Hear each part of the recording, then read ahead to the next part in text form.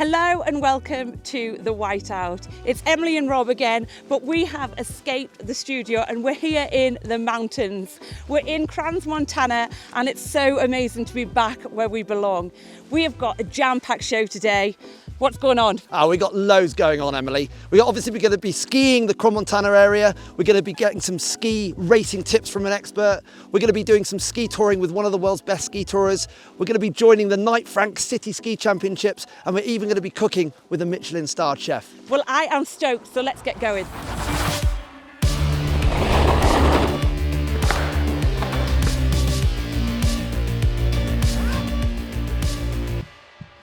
So we're here in CRANS, Montana, the first time I've ever been here. I see that you've been a bit of a regular here, but 24 hours, that's all I've got. What have you got for me? I've been coming here for 30 years, Emily. I mean, it's really hard to have a bad day in CRANS, Montana, but I've got a few things up my sleeve for you. Right, first things first, Emily, we can't hit the slopes without a coffee and a croissant. So we've come to the best bakery in town, Taillon, and we're going to grab something to eat. Perfect. Well, let's make it quick because I want to get on my skis.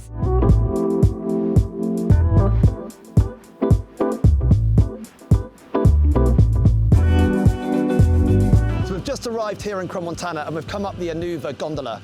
To Anuva, where all the ski schools meet in the morning, but we're going to head up the chairlift to Cri d'Eur, and we're going to do the first run in the morning. It's just the best run to do first thing. It's called the Chetzeron. It starts off pretty flat, and then you get to the Chetzeron Hotel, which is like a James Bond lair, and then it drops down into a steep black run back into town. Looking forward to it.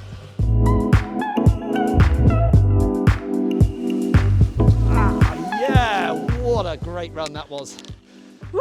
Well, first run of the morning, and it does get a bit steeper. Certainly blew the cobwebs off after 2 years of not being on my skis, but wow, some of the views on the way down with the Mont Blanc. I think it's time for us to grab a coffee at Chez Owen now, halfway down.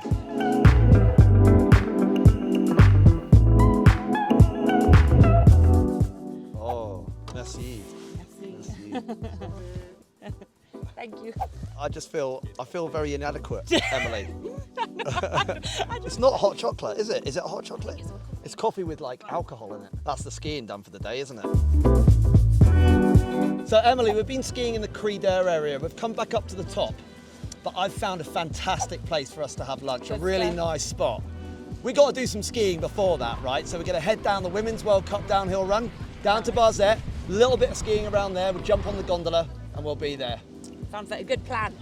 So we're in CRANS, Montana at the top of the women's downhill piece, Mont Le Chevaux, and it's going to be hosting the downhill at the end of February.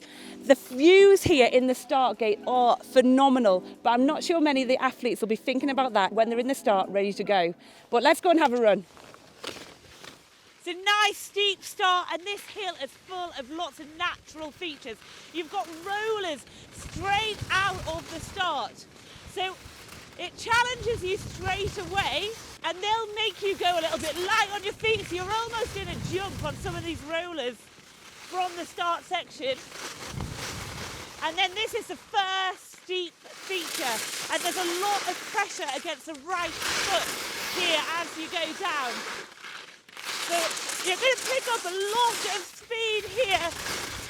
You'll probably get into about 90, 100 kilometers an hour. And pressing all against your right leg. So it gets really bumpy into the next row section. And here it is, the second jump off the track. Your legs are really starting to burn at this point as you're coming down. But basically you're into the final pitch of the track now. Let the skis go. And then across the finish line. So it's super tricky downhill, probably one of the most difficult women's downhills on the tour. It's full of such natural features, from rollers, steep sections, and lots of drop-aways against the right leg where you've got to be really strong, a few jumps in there, and you're probably getting up to about 100 kilometres, 110 kilometres an hour on this final pitch. But such a good fun thing to do when you're out here in CRANS, Montana. You must give it a go. It's had a brilliant morning skiing. That Women's World Cup downhill run is incredible. Now come up to the Cabane de Violette. It's a restaurant owned by Michelin-starred chef Frank Renaud, and we're just about to have a cheese fondue.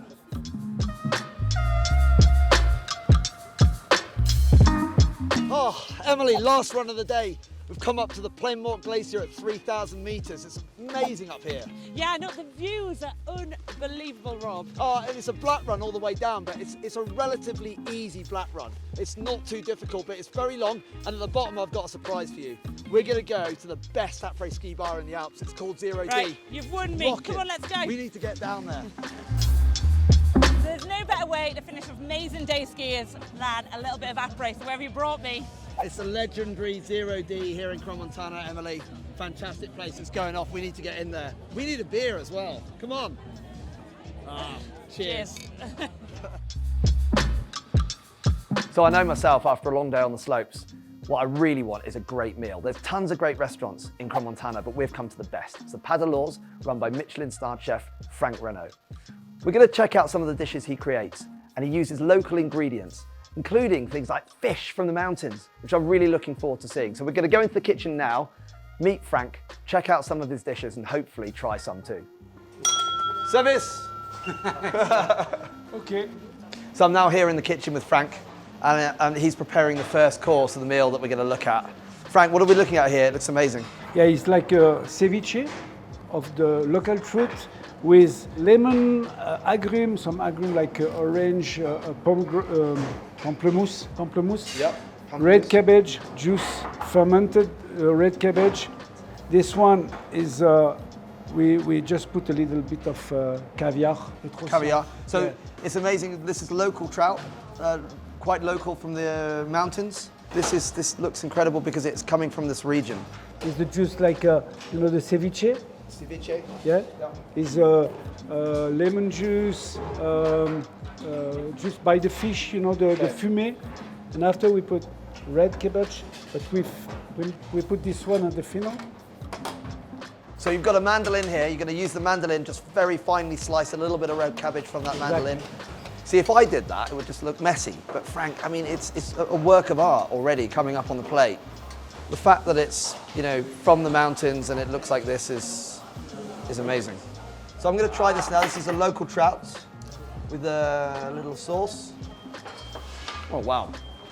It's like a sashimi of trout, delicious, but with kind of like a very European flavor to it, with the juniper and the red cabbage and the tapioca coming through. And this stuff, which is fermented red cabbage, it adds a lot of complexity to the flavors of the dish. It's absolutely delicious. It's fantastic. I'm gonna have a sip of wine as well with that, so. Cheers. Cheers. Well, that was amazing. Local gourmet food is in the mountains, and if you're gonna come to Crans-Montana, check out the Pas de l'Ours, Frank's Kitchen. It is incredible. So I'm out here in Crans-Montana with Megan. You know Megan, always doing the weather and some of the gear reviews and all that stuff, but you've not actually managed to get out on the snow like us in the last couple of years. So, Megan, how's it been? And also, is everywhere in the world as snowy as this right now? Well, I mean, yeah, it's just fantastic to actually be doing a snow report from the snow for once. Yeah. It's a bit of a change from the studio. But yeah, generally across the world, it's looking fantastic in February. I mean, we've had snowfalls, huge snowfalls to start the month. Austria have had about 0.5 metre, I think. In the USA, their snow bases there are getting back up past the 4 metre point, really. So just some incredible snowfalls. In Japan, they've actually got the deepest base in the world at the moment. That's approaching 5 metres now. So wow. Yeah, it's quite impressive. Across Europe in general, snow conditions are looking really good. It was quite a dry January, but February, it seems, is starting off with a bang. Yeah. And so it's great news for all those half-term skiers out there. The Pyrenees hasn't had as much snowfall as the Alps, but they had a lot more in December and January. So, it just does seem like conditions on the piste are really good everywhere at the moment. I mean, here in Crans-Montana, we had some great snowfall last night, and now we've got blue skies and powder. So, I mean, what more could you want, really? So, Rob, I know we're normally in the studio, of course, and I'm always hearing you talking about all the latest news from the mountains. So, I mean, we want to get in the powder, but just give me one interesting story. Yeah, well, sure. Well, firstly, very quickly, we're in the middle of the Winter Olympics at the moment, the Beijing Olympics, and that's really interesting. But there is one story that's grabbed my attention, and it's about ski clothing rental. There's a few companies that are getting into this. I heard Eco Ski, first of all, were renting clothing. Eco Ski have got brands that are sustainable, but they're now renting them out as well, which is fantastic. And then Decathlon have also started doing the same thing. So you can rent your clothing, give it back again, it saves money, and yeah, there is a sustainability side to that as well. Yeah, and I guess it makes it more accessible for people that, you know, don't want to spend a lot of money on a ski outfit.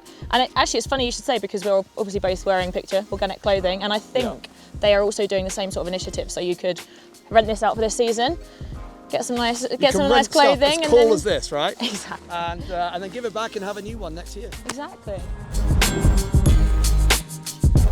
So we can't have a whiteout episode without talking about our British skiers and snowboarders, and what better time to mention it but Dave Ryden. He's just got a made British history, being the first ever skier to ever win a World Cup ski alpine medal. Oh, it's incredible. I mean, I remember 3 years ago here watching him race in the Invitational Slalom in Crans, and he podiumed there, and I thought, and he's podiumed before, we know that of course, but then to win it, I mean, that's the biggest thing that's happened to our sport in 55 years of the World Cup, right?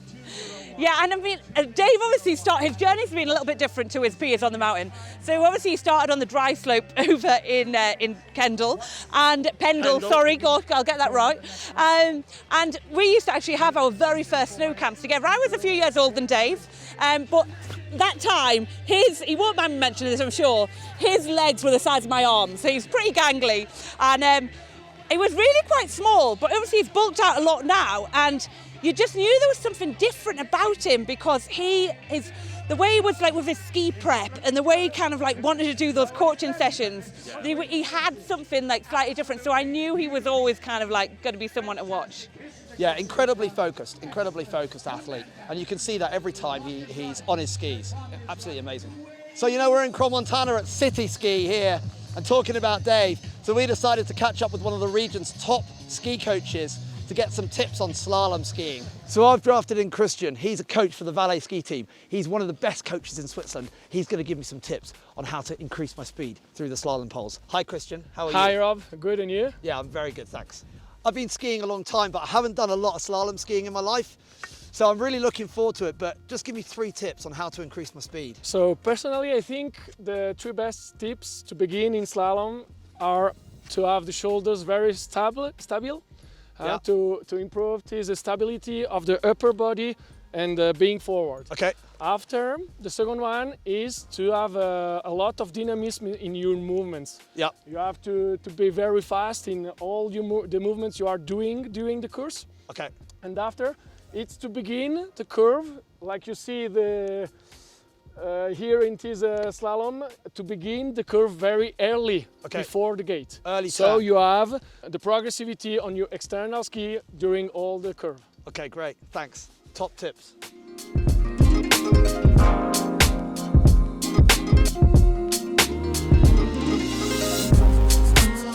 Hey, not bad, not bad. So Christian, give me a few tips on that. We don't have too long, so maybe something that you spotted in my first slalom run there. What can I do better? You remember my first tip? Yep. With the shoulders, yeah. Stay forward.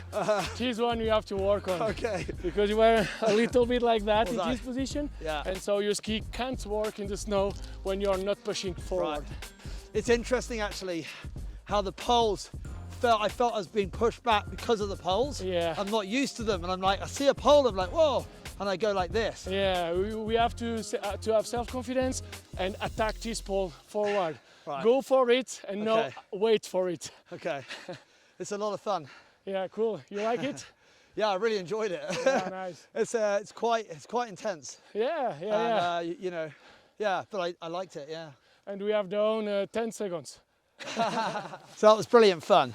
But I think I need to go off a few times and practice and use some of Christian's tips to improve. But now I'm going to take you to the Knight Frank City Ski Championships. It's a great weekend of ski racing, networking and partying. It's brilliant fun. I've done it before. You always get some ex-former Olympic and World Cup ski racers there. Really high standard of skiing all the way through to, you know, every level can enter. So it's a fun race with a serious element to it. It's a brilliant fun weekend, so I'll see you at the start gate. Made up a lot of time.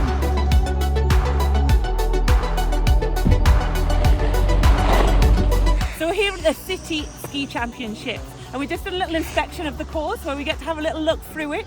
Not allowed to ski it. and then we're going back up to race in a moment. So I'm now at the start of the giant slalom course here at City Ski Championships in Crans-Montana, Knight Frank City Ski Championships. It's a really serious GS course. It's looking quite tight in some sections, quite steep, and it's a little bit firm underneath. I've got bib number 13. Woohoo, lucky for me. I've just seen Konrad Bartelski ski down, former Olympic World Cup and Olympic ski racer, and Eddie the Eagle's bib number 1 forerunner. It's absolutely fantastic. People take it very seriously. There's a lot of catsuits going on here today.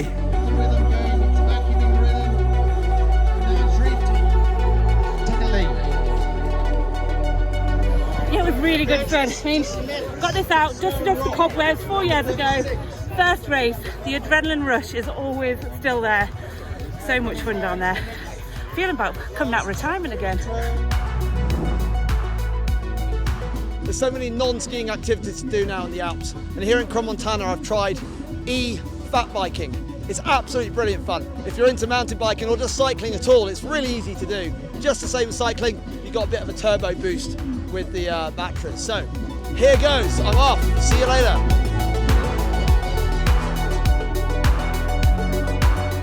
So the last 2 years, we've seen a huge boom in ski touring. I mean, we get people saying, every time you post anything online, it's like, oh wow, I want to go ski touring. And there's no one better than Séverine Pontcombe, who I'm with now on the top of the mountain here in Crans-Montana. Séverine, double world champion ski tourer. You can run up mountains, right? Run up mountains, but how do you get into ski touring? How do normal people just start? So here you can come in Crans-Montana, and there is 15 tracks, and there is blue one, red one, black one. So no excuse, you can start here in No Crans-Montana. excuse. And even if you're like not an expert skier or maybe an intermediate skier and you enjoy skiing blue runs or red runs, you can still do this? Yeah, you can still do this. Okay. Yeah. And you can go down with a gondola because there is, you can join a top everywhere and you can go down with a gondola if you want. So even if you're not a skier, like you enjoy hiking in the mountains, you could put skis on and go up. Yeah, you need maybe to have some advices, right? And you can go in the shop to rent some materials, receive a map, and you can start, but with a blue one. And it's completely like safe in the mountains. You don't have to go off-piste, for example. You can stay in the safety of the controlled area, right? Yeah, here in Crans-Montana, it's a ski resort, and you have the 15 tracks, and it's safe because there is the pister who say, yeah, that one is open, that one is closed. And do you need a ski pass for that? So if you have a ski pass, it's free. Okay. And if not, you have to pay a little thing down for 1 day. A few Swiss francs, five Swiss francs, Swiss francs right. for a day. Okay. And to enjoy that beautiful place. And for you, why do you ski tour? You can go whenever you want. You can go and go just with the songbirds and being in the forest. And here we try with my husband to do beautiful tracks and amazing tracks, to be a bit away from the slope and to enjoy being alone. I mean, this view, you know, yes, I'm walking up in the morning. I bet you come up here and the sun's rising. Yeah.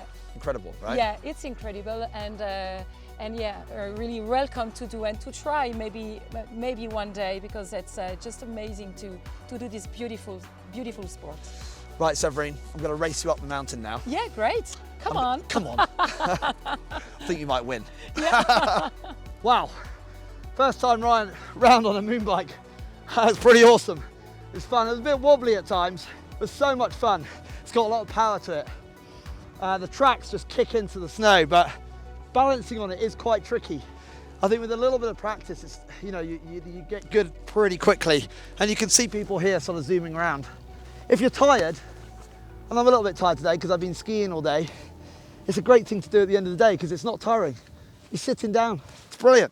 I love it. Moon bikes. Right, I'm going to try and turn this thing now. Oh, wait, you say. Wait. Oh! Hang on. See you later. So here we are in the Alaya Chalet. It's an amazing indoor facility here in Crans-Montana. I mean, it's got Olympic trampolines, it's got parkour facilities, indoor and outdoor skate ramp, and it's where anyone can come just have a bit of fun, or the real athletes amongst us can kind of hone their skills ready for when they go up the mountain. Now we're going to catch up with one of the guys who works here, who's actually an ex-professional skateboarder, and see what he's got to say about it. So I'm here with the head skateboard coach, Shani. And so we don't often see facilities like this in the mountains. How did it come about? The founder of the place is called Adam Bonvin. He had a vision with some of his partners, and they were coming from, he comes from the surf world, and some of his partners were coming from the snowboard world and the action sport world. And they have this crazy vision to build everything here in the mountains. So you can, the idea was to be able to snowboard in the mountains, ski in the mountains, come train here for skateboarding, for development on the trampoline, and then also be able to surf down the valley. My God, so we can surf down at the bottom of CRANS, Montana, ski on the mountains, and then do all of our skating and stuff in here. Unreal.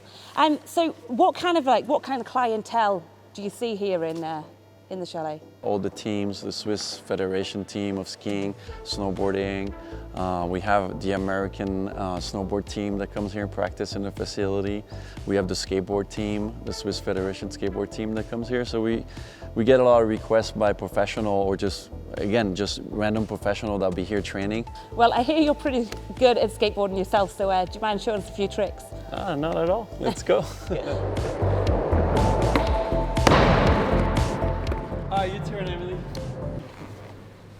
Yeah, no, you're all right. I think I'll stick to my skis. So while you guys have been jumping around enjoying yourselves, I've been enjoying the shops over here in CRANS, Montana. There are so many shops, I think around 120 to choose from, so let's go have a look at what we can find. Prada Hawaiian print. Montclair. How about a limited edition Winter Olympics watch? You could even buy a new friend to take home with you. And how often do you go shopping with views like this in the background? But our favourite, of course, are the specialist ski shops, and this one, Rando Shop, is at the top of our list. Let's take a look.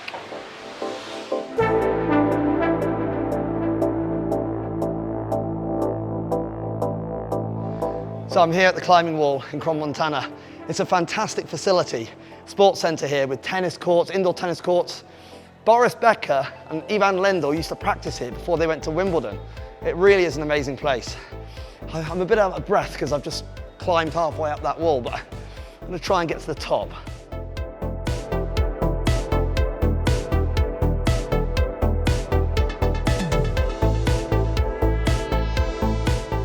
So after all that, I think my muscles need to rejuvenate. I've come down to Sauna Killer. Sauna, hot tub, and yes, straight into the frozen lake. Heading down the steps to the frozen lake here in CRANS, Montana. Been in the sauna for about 10 minutes. I'm a little bit nervous, I must say. This is not funny. This really isn't funny. I mean, oh my God.